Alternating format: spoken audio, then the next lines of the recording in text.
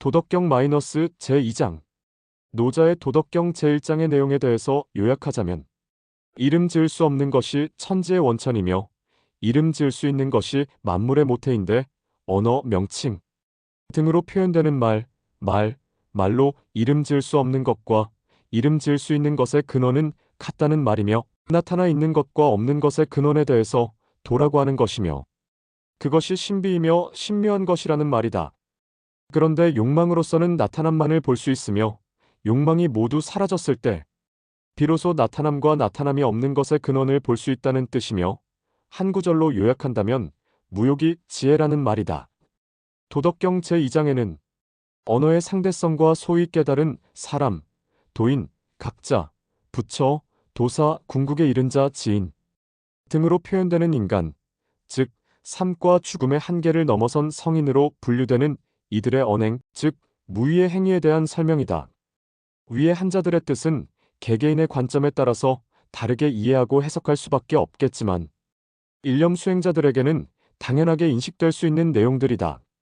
일념을 깨달아 일념이라는 낱말의 뜻에 대해서 분명히 아는 인물들만이 위의 내용들이 석가모니의 가르침이라고 전해지는 불경의 반야심경에 나열된 부증불감, 불구부정 등과 같은 뜻의 다른 표현이라는 사실에 대해서 사실을 사실 그대로 인식할 수 있기 때문이며 자신의 일상을 통해서 이를 실천할 수 있기 때문이다. 천하의 지미지위미라는 말은 천하 즉 세상 모든 것들에 대해서 아름다움이 있다고 아는 것은 추함이 있다는 것을 뜻한다는 말로써 아름다움이 있기 때문에 추한 것이 있다는 말이며 아름다움이 없다면 추한 것 또한 있을 수 없다는 말로써 아름다운 것이라는 생각일 뿐 아름다움 또한 인간의 관념의 차이에 따라서 다를 수밖에 없는 것이며 영원히 아름다운 것은 없다는 말이기도 하다.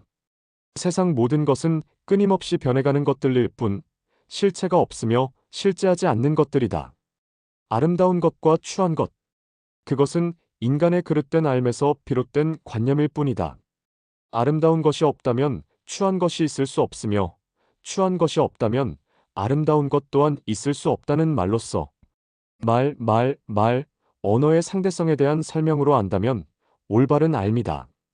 한 가지 비유를 들자면 인간들은 멀리 보이는 자연에 대해서 아름다운 강산이라는 말로 표현하겠지만 그 아름다운 강산을 가까이서 본다면 벌레, 미생물 등의 미천하거나 더러운 것들이 바탕이기 때문에 추한 것인데 그 추함은 추함이 아니라는 뜻이며 아름다움 또한 자세히 본다면 아름다움이 아니며 그 본질은 본래 있는 것이 아니라는 뜻으로 안다면 올바른 알미다.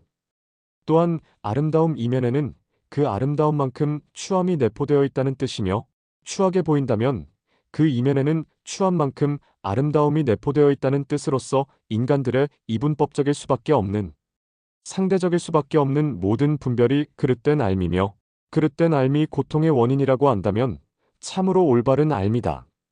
선이 있기 때문에 악이 있는 것이며 악이 있기 때문에 선이 있을 뿐 선과 악이 본래부터 있었던 것이 아니라는 말이다. 이는 예수의 말과 같이 하나님의 관점 또는 하늘의 관점, 우주의 관점에서 본다면 선과 악 등의 분별이 있을 수 없다는 말이다. 말을 배우기 이전에 말을 구사할 수 없는 어린아이에게는 선함이나 악함이 없다. 선하다는 생각도 없으며 악하다는 생각도 없는데 없다는 생각도 없으나 인간의 관념으로서는 이런 상태거나 또는 이런 말들 또한 이해할 수 없는 말이다. 인간은 어린아이 시절에 대해서 기억할 수 없기 때문에 선함과 악함에 대해서 천성이라는 말로 표현하기도 하지만 전생의 업이라는 말이나 또는 원죄라는 말로 표현함으로써 인간의 관념으로서는 선과 악이 인간들의 관념에서 비롯된 분별일 뿐 실제가 아니라고는 생각할 수 없다. 하지만 어디 그런가? 본래 있는 것들이 아닌 것들에 대해서 분별하는 것이기 때문에 욕망이며 어리석음일 수밖에 없다. 그대가 아니 인간의 모든 관념들이 그렇듯이 어떤 사람을 선한 자로 본다면 선하게 보이는 자에게는 선하게 보이는 만큼 악함이 내면에 잠재해 있다는 말이며 악한 자 또한 악한 만큼 그 내면에는 선함이 내포되어 있다는 말이다. 인간의 관념으로서는 절대적인 선도 있을 수 없으며 절대적인 악도 있을 수 없다는 말이다. 다만 인간은 자신에게 정신적으로나 물질적으로나 이익이 따름에 대해서 선이라고 여김에 대해서 당연시하며 자신에게 이익이 따르지 않음에 대해서 악이라는 소견, 단견, 편견에서 벗어날 수 없기 때문에 인간들의 삶 자체가 서로 간의 관념의 차이에서 비롯된 언쟁, 논쟁, 논술, 경쟁, 투쟁 전쟁이니 인간의 관념으로서는 평화라는 말이 있을 뿐 평화를 경험할 수 없다는 말이다. 행복이라는 말이 있을 뿐 결코 행복함을 경험할 수 없기 때문에 일련법을 공부하여 자신의 나를 깨달아 알라는 말이 너 자신을 알라고 했던 소크라테스의 가르침이라고 설명한 바 있다. 노자의 도덕경 전체에 대한 설명을 통해서 석가모니와 예수를 비롯하여 불이이론론을 역설했던 인류의 성인들, 인류 스승들의 가르침의 본질이 모두 똑같은 말들이라는 사실에 대해서 이해할 수 있을 때 비로소 가치 있는 삶을 영위할 수 있으며 기쁨과 평화 무의자연의 자유를 누릴 수 있다는 말이다. 무의라는 말, 행위하되 내가 행위한다는 생각이 없음을 일컫는 말이다. 이는 또한 예수의 낮은 곳에 임하라는 말과 같은 뜻의 다른 표현이다. 즐거운 놀이이든 노동이든 운동이든 모두가 똑같은 행위임에도 불구하고 인간의 관념으로서는 모두 다른 것으로 간주한다. 이 말은 또한 이루려는 마음, 즉 욕망이 없는 행위라면 못 이룰 것이 없다는 말로써 어떤 행위든 간에 즐거운 마음으로 행위할 수 있다면 몸과 마음이 모두 평온하다는 뜻으로서 자신에게 다가오는 모든 일들에 대해서 어린아이들의 놀이와 같이 즐거운 마음으로 임하라는 말이다. 뜻대로 안 된다고 생각하는 것과 뜻대로 될 수 있다고 생각하는 것. 한 생각의 차이지만 인간은 자신의 생각이라고 주장하면서도 자신은 안 된다고 생각하니 어불성설이 아니겠는가? 인간의 관념으로서는 오직 자신만의 경험에 의해서 모든 일들에 대해 힘든 일과 편안한 일로 구분함으로써 고통을 겪을 수밖에 없다는 뜻이며 이를 극복하기 위해서는 일련법 수행을 통해서 모든 분별이 사라져야만 한다고 설명한 바 있다. 좋은 일과 나쁜 일, 큰 것과 작은 것, 안과 밖, 상대적인 분별일 뿐 근원은 없는 것이라고 했으니 언어, 말은 모두가 상대적일 수밖에 없기 때문에 모순이다. 언어가 상대적일 수밖에 없는 까닭에 대해서는 언어의 근원에 대해서 설명한 바와 같이 인간이 태어나서 최초로 일어난 인위적인 생각이 육체가 나다라는 알미기 때문이라고 했다. 언어는 나와 너 또는 나와 대상이라는 분별로부터 시작될 수밖에 없기 때문에 상대적이며 모든 말들이 상대적일 수밖에 없는 원인이 육체가 나다라는 분별이며 그 분별이 모든 그릇된 알의 원인이라고 했다. 소크라테스의 너 자신을 알라라는 말과 예수의 내 안에 하나님이 있다는 말 같은 뜻의 다른 표현이며 이에 대한 석가모니의 말은 무상한 것은 나가 아니며 수상행식도 나가 아니다.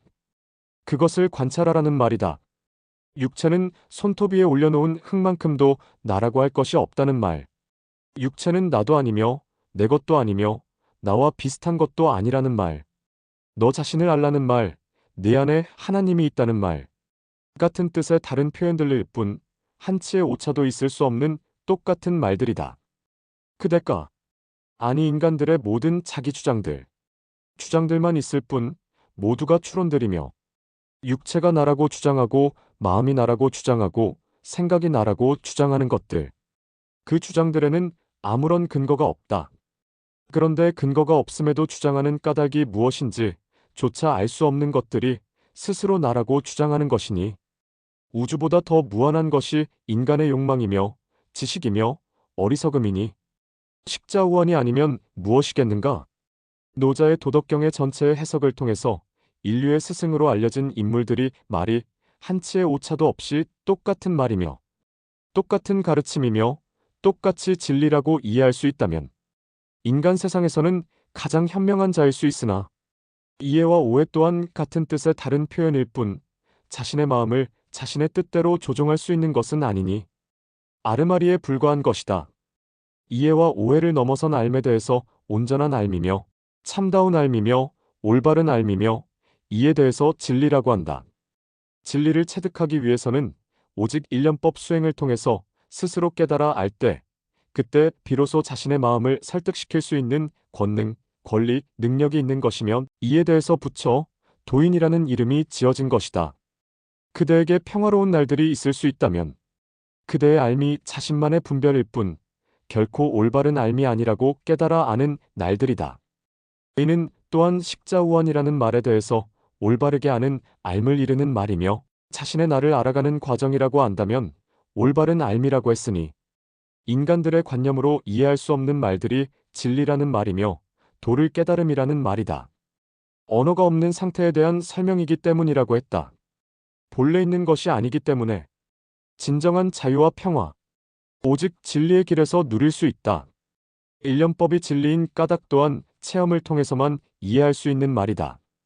일련법이 유일한 길이며 진리라고 말하는 이유는 오직 일련법만이 인간의 자신도 알 수 없는 생각의 흐름에 대해서 감지할 수 있는 방법이기 때문이며 끊임없이 변해가는 마음의 변화의 원인에 대해서 스스로 알 수 있는 유일한 방법이기 때문이다. 그렇기 때문에 일련법이 진리라고 하는 것이다. 진리. 오직 그것이 너희를 자유하게 할 것이니 도덕경의 전체에 대한 설명을 통해서 분명히 알 수 있는 것이 무엇이 있을까? 그렇다. 예수의 말이 우상숭배사상으로 왜곡되면서 그 본질이 훼손된 것이기 때문에 예수의 가르침의 전모에 대해서는 알 수 없듯이 석가모니의 가르침 또한 종교나 불행이들에 의해서 우상숭배사상으로 왜곡되어 전해질 수밖에 없다 보니 석가모니의 가르침의 시작과 중간 그 끝이 모호하다 보니 인간들 간의 논쟁 또한 끊임없이 이어질 수밖에 없다. 반면에 노자의 도덕경은 그나마 크게 왜곡됨 없이 전해진 것으로서 도덕경 전체의 해석을 통해서 인간들의 도에 대한 다툼이 사라질 수 있을 것이며 또한 인간들의 삶이 좀 더 평화로울 수 있을 것이다. 지금 그대가 이 글을 볼 수 있다면 스스로 공부하여 그들 성인들의 가르침을 실천함으로써 평화를 경험할 수 있을 때 그때 비로소 그대의 이웃들 또한 함께 평화로울 수 있지 않겠는가?